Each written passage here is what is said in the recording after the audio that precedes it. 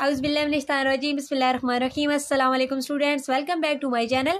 आज हम पढ़ने लगे हैं ENG 512 का lesson number 44 21st century needs social justice and social practices. इस लेसन के अंदर जो टॉपिक्स हम कवर करेंगे वो है हमारे पास 231 से 235 तक, और जो हमारा मेन फोकस होगा वो social justice and social practices को समझने पे होगा। तो जो बाइलिंगुअल टीचर्स होते हैं बाइलिंगुअल एजुकेशन के दौरान, बाइलिंगुअल पेडागोजी के दौरान, उनको ये दो जो टर्म्स हैं ना, ये दो प्रैक्टिसेस हैं, इनको माइंड में रखने की ज़रूरत होती है, social justice and social practice. तो ये दो बहुत इंपॉर्टेंट प्रिंसिपल है। ये क्या है, इनके बारे में डिटेल से देख लेते हैं। सोशल जस्टिस के अंदर हमारे पास सबसे पहले इक्विटी, यानी कि तमाम जो स्टूडेंट्स हैं उन सब का जो लिंग्विस्टिक बैकग्राउंड है वो सेम तो नहीं होगा, उनकी होम लैंग्वेज सेम तो नहीं होगी, उनकी जो लैंग्वेज में प्रोफिशिएंसी है उसका लेवल सेम तो नहीं होगा।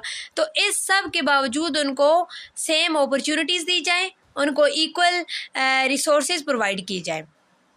Language of child language tolerance, इसमें हमारे पास ये आ जाता है कि बच्चों की जो फर्स्ट लैंग्वेज है उसकी बिना पर उन्हें जज ना किया जाए, उनकी लैंग्वेजेस को डिस्क्रिमिनेट ना किया जाए, बल्कि उनको उनकी जो मदर टंग है उसको उनको अपनी आइडेंटिटी मेंटेन रखने की अपॉर्चुनिटी दी जाए। एक्सपेक्टेशंस में ये आ जाता है कि जो टीचर्स हो वो अपने स्टूडेंट से हाई एक्सपेक्टेशंस रखें कि तमाम स्टूडेंट्स जो हैं वो लर्निंग कर सकते हैं, और उनको ऐसी अपॉर्चुनिटीज़ दी जाएँ कि उनकी लर्निंग हो सके, उनको डिफ़िकल्ट टास्क दिए जाए जिसमें वो बेस्ट परफॉर्म कर सकें, और टीचर्स एक्सपेक्टेशंस हमेशा हाई रखें। असेसमेंट मतलब ऐसे टेस्ट वगैरह डिज़ाइन की जाएँ जिसमें बच्चों की लर्निंग जो है वो मैशर हो सके।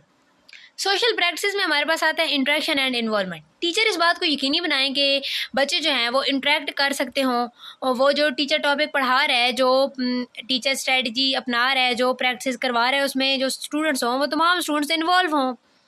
लैंग्वेज, अब क्योंकि डिफरेंट स्टूडेंट्स का डिफरेंट लिंग्विस्टिक बैकग्राउंड होता है और उनकी लैंग्वेज में जो प्रोफिशिएंसी होती है उसका लेवल भी डिफरेंट होता है, और यहाँ पे जो लर्निंग के मेथड यूज़ हो रहे होते हैं, प्रैक्टिस यूज़ हो रही होती हैं, वो भी डिफरेंट होती है। तो टीचर इस बात को यकीनी बनाए, इस बात को अपने माइंड में रखे कि कहाँ पे वो अपनी मदर टंग को यूज़ कर सकते हैं, कहाँ पे नहीं अलाउ होना चाहिए, और कितनी उसकी क्वान्टिटी यूज़ करनी है, कितनी क्वालिटी यूज़ करनी है। तो ये सारी चीज़ें लैंग्वेज के अंदर आ जाती हैं। आगे हमारे पास है कोलैबोरेशन एंड ग्रुप वर्क। उसके अलावा टीचर ऐसे टास्क डिज़ाइन करे क्लास के अंदर जिसमें स्टूडेंट कोलैबोरेटिव वर्क कर सके, ग्रुप वर्क कर सके, इंटरेक्शन को इम्प्रूव करने के लिए। आगे रेलेवेंस, अब टीचर जितनी स्ट्रेटजीज डिज़ाइन कर रहा है, जितना मटेरियल, नोटबुक्स, बुक्स, जितनी भी वो चीज़ें, मतलब कि जो टीचर्स हैं, जो क्लासरूम है, तो ये सारी चीज़ें जितनी भी इन्वॉल्व है ना लर्निंग में, ये सारी रेलेवेंट होनी चाहिए जिससे उसकी लर्निंग ज़्यादा अच्छे से हो सके। Cummins has named the pedagogy that derives from the intersection of those two principles, reciprocal interactional oriented pedagogy। अब ये जो ऊपर हमने प्रिंसिपल पढ़े हैं ना, इनकी मदद से जो लर्निंग होगी उसको क्यूमेंस ने नेम दिया था रेसिप्रोकल इंटरेक्शनल ओरिएंटेड पेडागोजी का। तो ये वाला आपसे एज अ क्वेश्चन पेपर में पूछा जा सकता है। And more recent occasion transformative pedagogy, और बाद में इसको ट्रांसफॉर्मेटिव पेडागोजी का भी नेम दिया गया। Good pedagogy that ignores the social justice principle is ineffective for bilingual instruction, and good pedagogy that falls only under the social justice principle without pointalizing learning as social practice is also ineffective for students who are developing bilingualism. Social justice is the most important principle of bilingual education pedagogy, since bilingual teaching combines two or more languages and culture. It is thus important for equity between the two languages and content to be established, and for students of all linguistic and cultural background to be organized nor scatter. And Cummins have said, in context of cultural, linguistic or economic diversity where social inequality inevitably exists, their interaction are never neutral.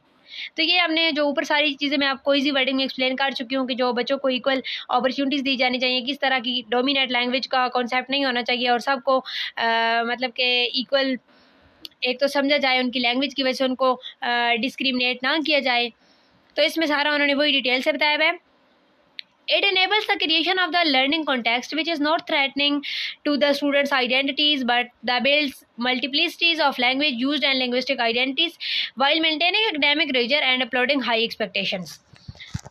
तो इसमें सारा उन्होंने यही बताया हुआ है कि ये सारा जो प्रोसेस है, ये सारी जो टेक्निक्स हैं, इनको यूज़ करने का क्या फ़ायदा है। ये दो जो प्रिंसिपल्स थे इनको मिला के, इनको यूज़ करके अगर हम लर्निंग करेंगे तो उसमें जो स्टूडेंट्स हैं वो अपनी आइडेंटिटीज़ को भी मेंटेन रख सकते हैं। उसके अलावा मतलब कि multiple languages, multiplicities of languages का कॉन्सेप्ट भी होगा कि डिफरेंट लैंग्वेजेस की प्रमोशन होगी और डिफरेंट कल्चर्स को प्रमोट किया जाएगा।